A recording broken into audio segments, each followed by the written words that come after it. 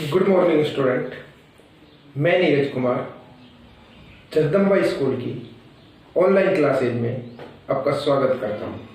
बच्चों, मैं आज आपको चैप्टर नंबर 3 क्लास 10th का वो टॉपिक पढ़ाने आया हूं जो आपके बोर्ड एग्जाम में से एक सवाल यहां से पूछा जाता है तथा कंपटीशन एग्जामों में, बीएससी एग्जामों में तथा एमएससी में भी जूलॉजी से जो बच्चे बॉटनी से करते हैं और कंपटीशन सारे जो एग्जाम है वहां उसमें यहाँ से सवाल पूछा जाता है बच्चों। तो आप अपना मजबूत बेस जब क्लास 10 से ही, क्लास 9 से ही आप मजबूत बना लोगे तो कोचिंगों में धक्के खाने की जरूरत नहीं पड़ेगी और आप अपने अच्छे नंबर ला सकते हो और आप फर्स्ट अटेम्प्ट में ही नौकरी पा सकते हो। लेकिन वो तब जब आप पढ़ोगे। अब आप क्या सोचते हो, अब नहीं पढ़ लेंगे 50% बनानी है बच्चों। 50% से काम नहीं चलेगा, आपको 100/100 लाने हैं। यहाँ जब आ रहेगा वही तो कोचिंग में पढ़ाते, आपने क्या पढ़ा वही तो है। साइंस यहाँ से पूछी जाती है, क्लास 9 10 तक का स्ट्रेंथ होता है। तो बच्चों मैं कह रहा हूँ आपको 100% देने की कोशिश करो, पढ़ें। तो आज क्या पढ़ने वाले हैं ये बताओ।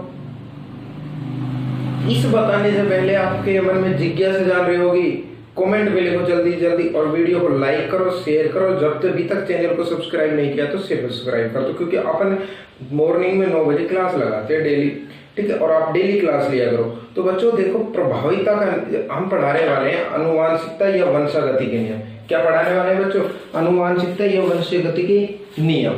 बच्चों मैं बता दूं आपको, सबसे पहले तो मैं आपको एक बात बता दूं, अनुवांशिकता या वंशागति के नियम कितने नियम है सबसे पहले ये जानना जरूरी है।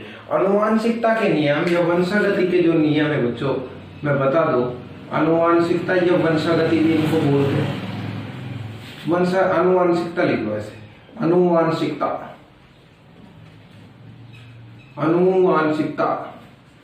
के नियम। बच्चों अनुवांशिकता के नियम कंपटीशन एग्जामों में या आपके क्लास 10 में ये पूछ लिया जाता है पेपर में कि अनुवांशिकता के कितने नियम है। बच्चों बताओगे? अनुवांशिकता के 3 नियम है। कितने नियम है बच्चों? 3 नियम है। पहला नियम है बच्चों प्रभाविता का नियम। कौन सा नियम है? प्रभाविता का नियम। दूसरा जो नियम है वो बताओगे? पृथक्करण का नियम। कौन सा नियम है? पृथक्करण का नियम, प्रभाविता का नियम। दूसरा नियम है बच्चों पृथक्करण का नियम। और तीसरा जो नियम है बच्चों वो है स्वतंत्र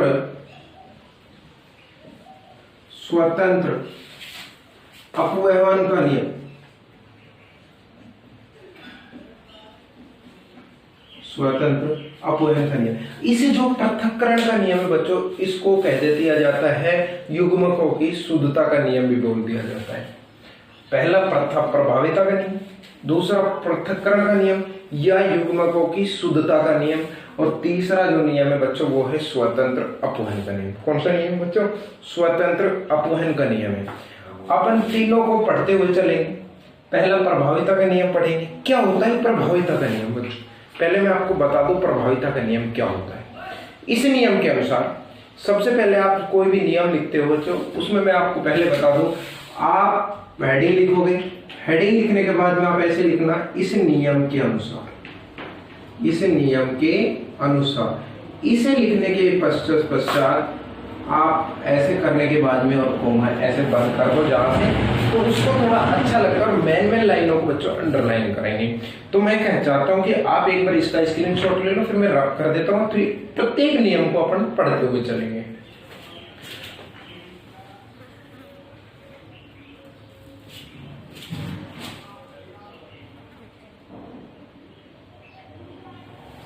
हाँ, क्या होता है प्रभाविता का नियम? बच्चों प्रभाविता का नियम पढ़ेंगे। सबसे पहले क्या पढ़ेंगे? प्रभाविता का नियम। प्रभाविता का नियम क्या होता है बच्चों? प्रभाविता का नियम, इस नियम के अनुसार जब एक जोड़ी विपर्यासी लक्षण वाले, जब इस नियम के अनुसार, समझना मेरी बात को, मैं बोल रहा हूं पहले। इस नियम के अनुसार जब एक जोड़ी विपर्यासी लक्षणों वाले जनकों के मध्य क्रॉस कराया जाता है तो वे लक्षण जो F1 PD में प्रकट होते हैं प्रभावी लक्षण, और जो लक्षण F1 पीढ़ी में बच्चों प्रकट नहीं होते उसको अप्रभावी लक्षण कहा जाता है। ये कहता है जैसे लंबाई में अपन लंबेपन का गुण देखें तो प्रभावी और बोनेपन का गुण देखें अप्रभावी है या नहीं है बच्चों? इतना अपन ने पढ़ लिया है। तो मैं दोबारा से समझा रहा हूं आपको। प्रभावीता का नियम, इस नियम के अनुसार जब एक जोड़ी विपर्यासी लक्षणों वाले जनकों के मध्य क्रॉस कराया जाता है तो वे लक्षण F1 पीढ़ी में प्रकट होते हैं प्रभावी लक्षण, तथा जो उत्पन्न नहीं होते अप्रभावी लक्षण कह लेते हैं। जैसे लंबे टीटी व बोने स्मॉल टीटी में पौधों में संकरण कराया जाता है तो लंबाई का गुण या लंबेपन का गुण प्रभावी और बोनेपन का गुण अप्रभावी। बच्चों अब मैं आपको एक बात बता दूं, मैं बता देता हूं, आप नोट्स भी बनाते हुए चलते हैं। प्रभाविता का नियम क्या पढ़ा रहा हूं मैं? प्रभाविता का नियम बच्चों। इस नियम के अनुसार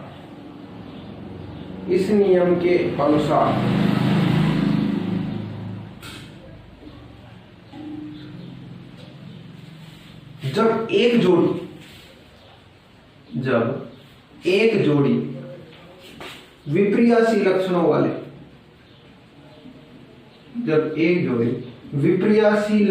वाले जनकों के मध्य क्रॉस करवाया जाता है तो वे लक्षण जो F1 पीढ़ी यानी प्राथमिक पीढ़ी में प्रकट होते हैं प्रभावी लक्षण, और जो लक्षण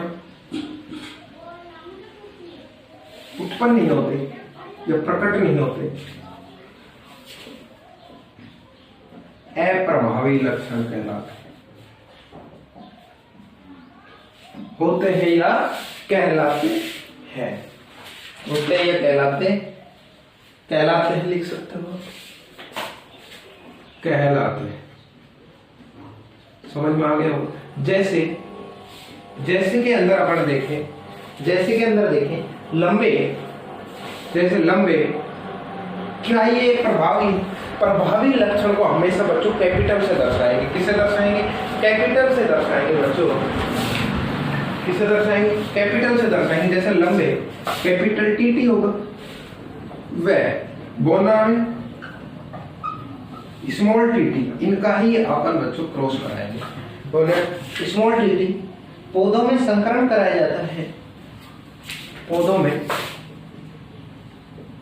बच्चों प्रत्येक लाइन को बढ़िया पढ़ो। संकरण कराया जाता है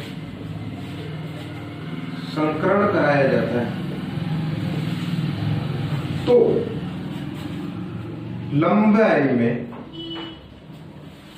तो लंबापन का गुण कैसा है बच्चों? प्रभावी। व बोनेपन का गुण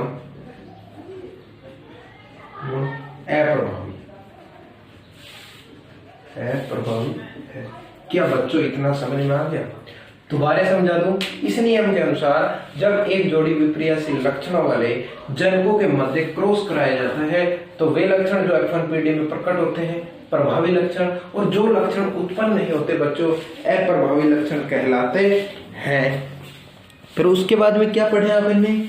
जैसे लंबे टीटी, उदाहरण बच्चों जरूर दिया जाना चाहिए। जैसे लंबे कैपिटल टीटी पे बोना स्मॉल टीटी पौधों में संकरण कराया जाता है तो लंबेपन का गुण प्रभावी और बोनेपन का गुण कैसा है बच्चों? अप्रभावी है।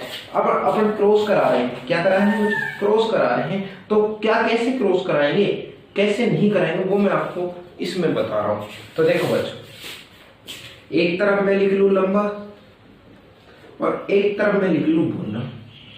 तो ध्यान देना, ये नियम सबसे सरल है। एक तरफ मैं लिख लू लंबा और एक तरफ मैं क्या लिख लू? बोना। ये जनक पीढ़ी होगी आपको डेफिनेशन में पहले बता दिया। सबसे पहले क्या होगी, जनक पीढ़ी। जनक संकरण से प्राप्त पीढ़ी को अपन बोल देंगे प्राथमिक, यानी F1 पीढ़ी बोला जाएगा। लेकिन बच्चों जनक पीढ़ी देखिए, लंबा के लिए अपन ने कैपिटल टी लेना है, ये आपको एक बार समझ में आ गया। और भुना का अप्रभावी, इसलिए आपको स्मॉल टी लेना है। उसके बाद में बनते हैं बच्चों युग्मक। क्या बनते हैं बच्चों, युग्मक बनते हैं बच्चों। क्या बनते हैं, युग्मक बनते हैं। यानी कि आपके पास दो टी है, तो दो टी, एक टी इधर आ जाएगा और एक टी इधर आ जाएगा, दो युग्मक बन गए। इसमें भी ये दोनों स्मॉल टी है, तो आपको कोई दिक्कत नहीं, दो स्मॉल टी हो गए।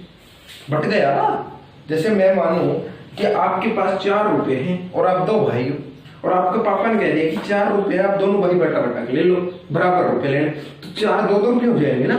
तो उसी प्रकार ऐसे ही है वो, क्या है वो, ऐसे ही है। तो जनक, अब इनमें बच्चों ने युग्मक बना दिया और इनमें मैं करा देता हूँ क्रॉस। तो बच्चों यहाँ पे आपको ध्यान देने वाली बात है, एक बार क्रॉस यहाँ जाएगा, एक बार क्रॉस कहाँ जाएगा, यहाँ जाएगा, और इसी क्रॉस को बच्चों यहाँ पे भी ले जाना, क्योंकि दोनों में कराना है। तो देखो बच्चों, इसका दोनों के साथ, फिर इसका भी दोनों के साथ ही कराना है। तो आप टी कैपिटल टी, ये कैसा होगा, स्मॉल टी, तो कैपिटल टी स्मॉल टी। ऐसे ही इसमें capital T small T, capital T small T, दोनों जुड़ेंगे। अब इन दोनों को अपन ब्लैक से रख लिया और इसको अपन ड्रॉ डॉट से मिल जाएगा। तो देखो ड्रॉ डॉट से मिल जाएगा, पहले इसके साथ फिर सेकंड के साथ। तो देखो कैपिटल टी स्मॉल टी, वही बात है। फिर इसको भी ऐसे कैपिटल टी स्मॉल टी, यही क्रॉस होगा, यही तो है। ये आपको बना के जरूर आना है बच्चों। स्क्रीनशॉट ले लो, समझ में आ गया होगा, स्क्रीनशॉट लो जल्दी से, फिर आगे चलते हैं। ये जो पीढ़ी है ना, जनक संकरण से प्राप्त पीढ़ी, कौन सी पीढ़ी बच्चों, F1 पीढ़ी। कौन सी पीढ़ी है, F1 पीढ़ी है। ले लो स्क्रीनशॉट।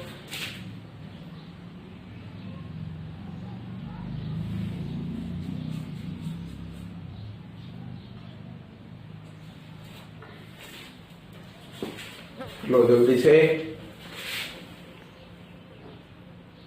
अच्छा बच्चों, हाँ बच्चों, अब सेकंड नियम जो पढ़ेंगे हम, युग्मकों की शुद्धता का नियम या पृथक्करण का नियम। क्या पढ़ाएंगे हम, युग्मकों की, प्रथम नियम आपने पढ़ लिया, युग्मकों की शुद्धता का नियम, या इसी नियम को बच्चों पृथक्करण का नियम भी बोल दिया जाता है, क्योंकि पेपर में कोई सा भी नियम से आपको सवाल से आपसे पूछे, युग्मकों की शुद्धता का नियम या पृथक्करण का नियम आपसे सवाल पेपर में पूछा जा सकता है। तो युग्मकों की शुद्धता का नियम क्या होता है बच्चों, मैं आपको पहले बता दूं। इस नियम के अनुसार लिखना ही है, युग्म विकल्पी के दोनों जीन, युग्म विकल्पी के दोनों जीन। अब युग्म विकल्पी के दोनों जीन लंबा भी हो सकता है बच्चों और बोना भी हो सकता है, लंबा भी हो सकता है बोना भी, दोनों एक साथ रहते हुए एक दूसरे को प्रभावित नहीं करते तथा युग्मक निर्माण के समय पृथक प्रकट होते हैं। समझ में आया। इस नियम के अनुसार युग्म विकल्पी के, लिख देता हूं बच्चों, इस नियम के अनुसार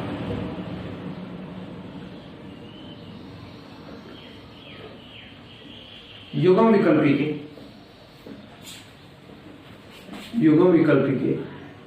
दोनों, इस नियम के अनुसार युग्म विकल्पी के दोनों जीन, ब्रैकेट में दोनों जीन में आप लंबा भी ले लो और बोना। इस नियम के अनुसार युग्म विकल्पी के दोनों जीन लंबा कोमा बोना साथ साथ रहते हुए, साथ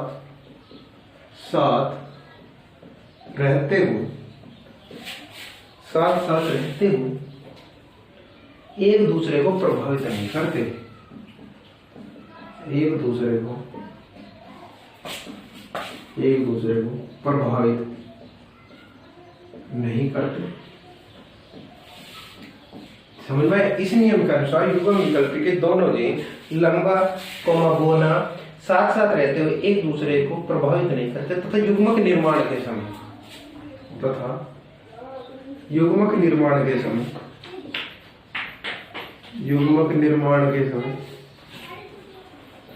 तथा युग्मक निर्माण के समय पृथक पृथक प्रकट होते हैं। पृथक पृथक यानी कि जब भी तो उसको पृथक्करण का नियम बोला जाए, पृथक अलग अलग हो जाए, पृथक पृथक प्रकट होते हैं।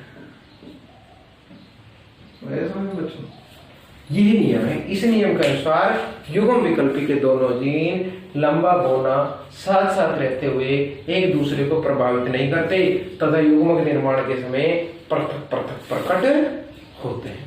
ये अपन ने पढ़ा। अब अपन पढ़ेंगे जैसे क्रॉस, सेम वही क्रॉस करना है, सेम वही जैसे कि मैं बताऊं आपको सेम। तो मैं थोड़ा सा बढ़ाऊंगा क्योंकि नीचे अपन और लंबा होगा, उसमें थोड़ा जितना है उससे आगे चलेंगे। तो देखो बच्चों समझ में आपको आ ही गया होगा, तो थोड़ा स्पीड से चलेंगे। लंबा ऐसे ही बढ़ाएगा, लंबा के लिए कैपिटल टी ले रहे हैं, बोना के लिए बच्चों स्मॉल टी लेना है। ये क्या है, जनक पीढ़ी। उसके बाद बताओ जल्दी जल्दी अपने बात मत बोलो, क्या बनेंगे युग्मक, क्या बनेंगे युग्मक। अब कहते हैं 2 टी है तो दोनों बढ़ेंगे 1 टी, ऐसे हो गई। इसमें भी ऐसे ही कराया था, ऐसे ही कराया था पिछले प्रभाविता के नियम में। देखो बच्चों 2 टी है, स्मॉल टी है तो दोनों एक स्मॉल टी बन जाएगा। इसके बाद में बच्चों आपको क्या कराना है, इसका क्रॉस पहले के साथ सेकंड के साथ, इसका क्रॉस पहले के साथ सेकंड के साथ, फिर इसका भी क्रॉस पहले के साथ सेकंड से। तो देखो बच्चों ऐसे, फिर ऐसे भी इससे। तो T capital T small T, capital T और स्मॉल, फिर ऐसे ही इसमें डॉट डॉट से पहले के साथ कैपिटल टी स्मॉल टी, दूसरे के साथ कैपिटल टी और स्मॉल टी। इतना अपन ने ये पार्ट 1 पीढ़ित पढ़ा था, इतना अपन ने प्रभाविता के नियम में पढ़ लिया था। तो अब आगे ध्यान देना है, अब क्योंकि अब अपन ने आगे नहीं पढ़ा है। तो देखो बच्चों अब अपन ने एक सारणी बनानी पड़ेगी। तो देखो बच्चों सारणी,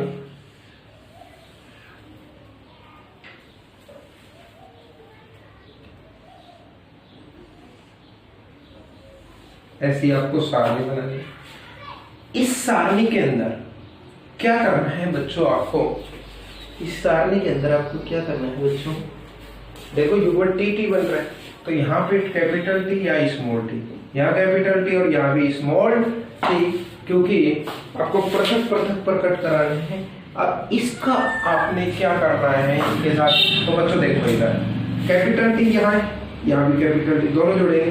कैपिटल टी दोनों कैपिटल टी हो गए, कैपिटल टी स्मॉल टी, तो एक कैपिटल टी होगा एक स्मॉल टी, तो एक कैपिटल टी और दूसरा स्मॉल टी। यहाँ पे देखो एक स्मॉल टी है एक कैपिटल टी, तो एक स्मॉल टी हो गया एक कैपिटल टी हो गया। तो आप इसको ऐसे भी लिख सकते हो ना, एक कैपिटल टी एक स्मॉल टी, तो आपकी मर्जी है, ऐसे वैसे भी लिख सकते हो। फिर आप इसमें देखो एक दोनों स्मॉल टी है। तो अब मेरी बात बताओ, एक क्या ये समझ में आया आपको सारणी बनाना। अब इस सारणी से आप आगे अपना बना लोगे, लक्षण प्रारूप अनुपात बना लोगे और जीन प्रारूप अनुपात बना लोगे। तो बच्चों इधर में इसके नीचे लिखना पड़ता है लक्षण प्रारूप अनुपात। लक्षण यहाँ पे बता देता हूँ नीचे, जो लक्षण प्रारूप अनुपात लिख लो, देख लो यहाँ पे लक्षण प्रारूप अनुपात कितना होगा, कौन बताएगा, जल्दी से कमेंट में लिखो लक्षण प्रारूप अनुपात कितना होगा, बताओ। बता सकता है कोई, बता सकता है क्या? लक्षण प्रारूप अनुपात बच्चों 3:1 होगा। कितना होगा बच्चों? 3:1, 2, 3 और 1। ठीक है बच्चों, लक्षण अनुपात 3:1 होगा। लेकिन जीन अब इसमें देखिए कितने क्या है, शुद्ध लंबा। देखो बच्चों इसमें कैसे शुद्ध लंबा, ये ही कैपिटल टी, इसमें कुछ नहीं। ये कैसा होगा, ये दूसरा कैसा होगा, अशुद्ध लंबा हो जाए, शुद्ध बोलना। ठीक है, तो देखो लक्षण प्रारूप अनुपात में शुद्ध लंबा बताओ, इसमें देखिए शुद्ध लंबा देखो बराबर 1 है बच्चों। देख लो कैपिटल टी दोनों मिक्सचर, कोई मिलावट भाई, इसमें तिजारा वाली नमकीन की कोई मिलावट नहीं है। तो कितना है हो गया, शुद्ध लंबा बराबर 1 बराबर कितना हो गया 25%। कितना हो गया बच्चों? 25%। ये 25 चौके 100, 4 में एक भाग ये 4 का, 100 का एक भाग 25% हो गया। दूसरा है अशुद्ध लंबा। दूसरा कितना है? अशुद्ध लंबा। बताएगा अशुद्ध लंबा कितना है बच्चों? एक कैपिटल टी, एक स्मॉल टी। एक कैपिटल टी, स्मॉल टी। अब ये मिलावट नमकीन है, तिजार वाली नमकीन हो सकती है, बीकानेरी हो सकती है और काजू बादाम वाली भी हो सकती है दोस्तों। तो अशुद्ध लंबा कितने हो गए? 2। तो 2 के लिए कितना? 50%। 2 के लिए कितना हो जाएगा? 50%। अब मैं इधर लिख रहा हूँ बच्चा ना, इसको नीचे ही लिखना है आपको बोर्ड एग्जाम में। तीसरा है शुद्ध बोना। शुद्ध बोना, शुद्ध बोना बताओगे? कौन बताएगा? शुद्ध बोना ये है बच्चों, कितना है? 1 बराबर में 25%। कितना है? 25%। तो मेरे प्यारे विद्यार्थियों जोड़ो 25 50। देखो 2 और 1 3 और 1 अलग, 3 अनुपात 1 हो गया। तो 25 और 50 75, 75 और 25 क्या 100% हो गया? हो गया। शुद्ध बोना तक हो गया। अब देखेंगे हम जीन प्रारूप अनुपात। क्या देखेंगे? जीन प्रारूप अनुपात। क्या देखेंगे बच्चों? जीन प्रारूप अनुपात देखेंगे। क्या देखेंगे? जीन प्रारूप अनुपात देखेंगे। कितना है जीन प्रारूप अनुपात? देखो बच्चों, एक शुद्ध लंबा एक ही तो है, एक लिख लो अनुपात। इसमें बिल्कुल अलग अलग लिखना है।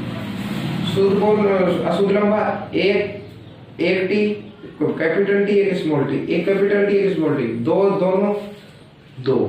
फिर रेशो अनुपात एक ही है ना, दोनों स्मॉल टी एक ही। एक जीन प्रारूप अनुपात आएगा 1:2:1। अब यहां से सुन लो बच्चों क्या पूछता है पेपर में और कैसे घुमा घुमा कर सवाल पूछता है, हम बताएंगे आपको। देखो, युग्मकों की शुद्धता का नियम या पृथक्करण का नियम से आप क्या समझते हैं? पहले मैं आपको बता देता हूँ। इस नियम के अनुसार युग्म विकल्पी के दोनों जीन में मतलब लंबा भी हो सकता है और बोना भी, साथ साथ रहते हुए एक दूसरे को प्रभावित नहीं करते तथा युग्मक निर्माण के समय पृथक पृथक प्रकट होते। इसलिए इस नियम को हम युग्मकों की शुद्धता का नियम और पृथक पृथक्करण हम पृथक्करण का नियम बोल दिया जाता है। जैसे आपको ये क्रॉस करना, लंबा बोना समझ गए होंगे, दोनों टीटी लंबा में और बोना में युग्मक बना लो और ऐसे क्रॉस करा दो। एक कैपिटल टी एक स्मॉल टी ऐसे बनेगा। ये सारणी संकरण का निशान और ये सारणी बन जाएगी। लक्षण प्रारूप अनुपात आया है बच्चों 3:1। कितना है? 3:1 आया है। शुद्ध लंबा 25%, डबल के वाला शुद्ध लंबा, अशुद्ध लंबा ये दोनों, अशुद्ध लंबा और शुद्ध बोना ये वाला है। प्लस जीन प्रारूप अनुपात में बता दें 1, ये वाला 2 और ये 1। ठीक है, जीन प्रारूप अनुपात आएगा 1:2:1। ये कैसे आया जीन अनुपात? अशुद्ध लंबा और बोना, ऐसे आपने जीन अनुपात प्रारूप। सवाल सुन लो। पहला सवाल आएगा कि युग्मकों की शुद्धता का नियम से आप क्या समझते हैं? उदाहरण सहित समझाइए। सेकंड नंबर, पृथक्करण के नियम से आप क्या समझते हैं? उदाहरण सहित समझाइए। थर्ड सवाल अब घुमा के देता है, युग्मकों की शुद्धता का नियम से आप क्या समझते हैं तथा क्रॉस तो कराना ही है, उसका लक्षण प्रारूप अनुपात और जीन प्रारूप अनुपात भी दीजिए। युग्मकों की शुद्धता का प्रारूप का नियम में जीन प्रारूप अनुपात लिखिए 1 नंबर में, लक्षण प्रारूप अनुपात लिखिए 1 नंबर में। ऐसे आपसे सवाल को दे सकता, आपको घबराना नहीं, पूरा याद करते हुए चलने। स्क्रीनशॉट लो जल्दी से।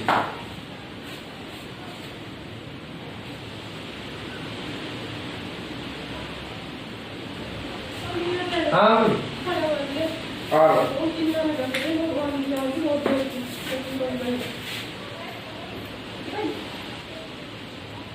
जल्दी से लो स्क्रीनशॉट, देख लो, समझ में आ रहा होगा, पूरा दिख रहा है ना, क्लियर। अब तीसरा नियम हम पढ़ेंगे। कौन सा नियम पढ़ेंगे बच्चों? तीसरा नियम हम पढ़ेंगे स्वतंत्र अपवहन का नियम। क्या पढ़ेंगे? स्वतंत्र अपवहन का नियम क्या होता है? इस नियम के अनुसार जब 2 जोड़ी विपर्यासी, उसमें 1 जोड़ी लिया था, जब उसमें क्या लिया था? 1 जोड़ी प्रभावित, जब 2 जोड़ी विपर्यासी लक्षणों वाले जनकों के मध्य संकरण कराया जाता है तो प्रत्येक लक्षण की वंशागति स्वतंत्र रूप से होती है। एक लक्षण की वंशागति का अन्य लक्षण की वंशागति पर कोई प्रभाव नहीं पड़ता। मैं आपको दिखा रहा हूँ, देखिए बच्चों, मैं आपको स्वतंत्र अपवहन का नियम बता रहा हूँ। देखो बच्चों, स्वतंत्र अपवहन का नियम इस नियम के अनुसार जब दो जोड़ी विप्रियासी लक्षणों वाले जनकों के मध्य संकरण कराया जाता है तो प्रत्येक लक्षण की वंशागति कैसी होती है? स्वतंत्र रूप से होती है। एक लक्षण की वंशागति का अन्य लक्षण की वंशागति पर कोई प्रभाव नहीं पड़ता। देखो भाई, गोल पीले झुर्रीदार हरे, आपको ऐसे से क्रॉस कराना है। देखो RR YY ले लेना है, एक में स्मॉल झुर्रीदार में स्मॉल ले लेना है, ठीक है। युग्मक आप बना ही लोगे क्योंकि आपने मैंने बता दिया। फिर बाद में आपको यही युग्मक और आपको ये सारणी बनानी है। देखो जल्दी से ढंग से देख लो। फिर आपको वही इसमें देख के लक्षण प्रारूप अनुपात आएगा 9:3:3:1। जीन प्रारूप अनुपात आएगा 1:2:2:4:1:2:1 अब लंबा है। मेंडल की वंशागति के नियमों के महत्व। 1 नंबर, जीवों की प्रभावितक लक्षणों का पाए जाना अत्यंत महत्वपूर्ण है क्योंकि इसमें हानिकारक व घातक जीव अप्रभावी होने के कारण प्रकट नहीं होते। दूसरा, मेंडल की पृथक्करण के नियम जीन की संकल्पना की पुष्टि होती है। कौन से नियम की? मेंडल के पृथक्करण के नियम से जीन की संकल्पना की क्या होती है? पुष्टि होती है। 3 नंबर, संकरण विधि से अनुपयोगी लक्षणों को हटाया जा सकता है और उपयोगी लक्षणों को एक ही जाति में पाया जा सकता है। 4 नंबर, संकरण द्वारा उत्तम किस्में तैयार की जा सकती है। बच्चों, संकरण द्वारा क्या कर सकते हैं? उत्तम किस्में तैयार भी कर सकते हैं। 5 नंबर, संकरण द्वारा रोग प्रतिरोधक किस्में तैयार की जा सकती है। संकरण द्वारा क्या करिए जा सकता है? रोग प्रतिरोधक किस्में तैयार की जा सकती है। 6 नंबर, मानव नस्ल सुधार की शाखा सुजनी की मेंडल के नियमों के आधार पर आधारित है। बच्चों, पहला लक्षण पाए क्योंकि इसमें हानिकारक कोई घातक जीव को प्रभावी। मेंडल के पृथक्करण जीन की संकल्पना की पुष्टि होती है। अनुपयोगी लक्षणों को हटाया जा सकता है और उपयोगी लक्षणों को जाति में लगाया जा सकता है।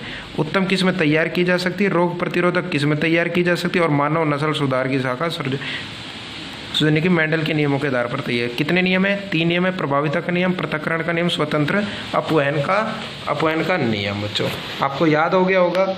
मैं आपसे आशा करता हूँ वीडियो को लाइक करें, शेयर करें एंड सब्सक्राइब करें और डेली नोटिफिकेशन पाने के लिए चैनल को सब्सक्राइब करें।